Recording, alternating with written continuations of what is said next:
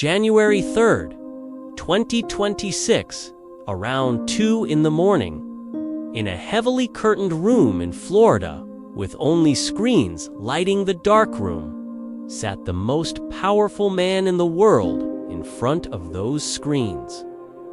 U.S. President Donald Trump. Trump wasn't snacking on popcorn while watching the screens. It wasn't a movie. Instead, he was watching his army on a live feed, attacking a house thousands of miles away. This house was located in the capital of Venezuela, Caracas. The Venezuelan president, Nicolas Maduro, was sleeping in this house. In his deep sleep, he was completely unaware that he was about to be kidnapped in a few minutes. A while ago, American helicopters, flying merely 100 feet above the ocean, entered Venezuelan territory. These helicopters were so close to the ground that they weren't detected on radar. In a cyber attack, the power supply to Caracas was disrupted earlier. The city was engulfed in darkness. And then the Delta Force Commandos got down from the helicopter using ropes right on the roof of Maduro's house. Without making much noise, they entered the bedroom through the window. The bedroom where Maduro was sleeping on his bed.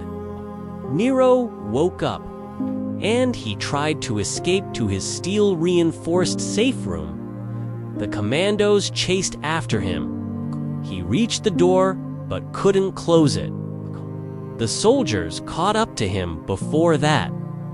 Within 5 minutes, the Venezuelan president was captured by the American forces. Donald Trump later told the Fox News it was just like watching television. If you would have seen what happened, I watched it literally like I was watching a TV show. It felt like watching TV to him. But this was not a TV show. This was the most shocking military operation in modern history, where America kidnapped the elected president of a sovereign country from his residence. When this news broke the next morning on news channels, it shocked the world. Venezuela's longtime president is out of power. In the midnight operation called Absolute Resolve, the U.S. arrested Nicolas Maduro from the heart of Caracas. There were two pressing questions.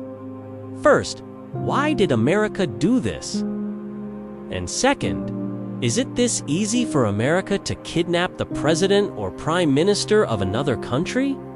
If yes, then what about international order?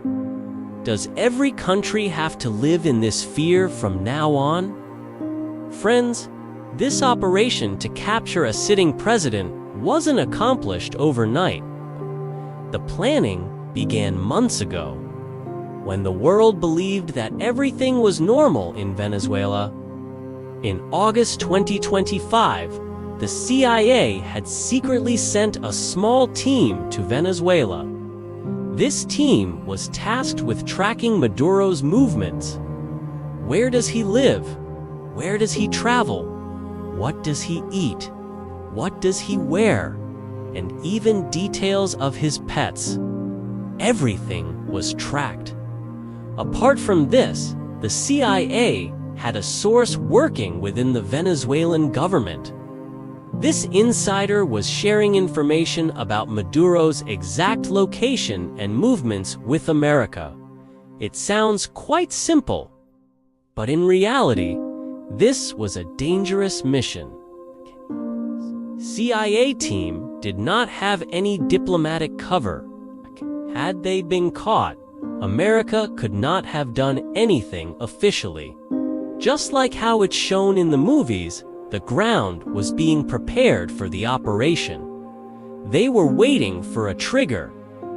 There is a phone call between Trump and Maduro in November 2025. On this call, Trump clearly told Maduro to give up his power and his country. saying that would be the best option for him. In a way, this was an ultimatum from Trump to Maduro, but Maduro refused. Secretary of State Marco Rubio later stated in a press conference that generous offers were given to Nicolas Maduro to avoid this, but he refused their deals. But I want to be clear about one thing. Nicolas Maduro had multiple options to avoid this. He was provided multiple very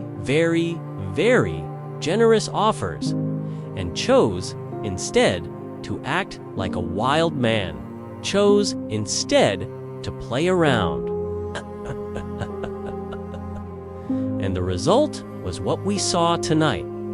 On Maduro's refusal, the advanced stage of this operation began. America's actions after this sound straight out of the scenes from Mission Impossible. In Kentucky, the American forces created an exact duplicate of Maduro's residence. The Delta Force Commandos rehearsed the operation there. Additionally, America deployed fighter jets, Navy Special Operations aircraft, and Reaper drones around Venezuela. At the beginning of December, the White House felt that there were gaps in Maduro's support system, but this was proven wrong. After this, on the 25th of December, Christmas Day, Trump approved the operation. The operation was to be carried out around Christmas because a large number of Venezuelan soldiers go on leave during this time. But a problem came up. Venezuela had bad weather then. Because of this, the operation had to be on standby for many days. America kept waiting for the right conditions.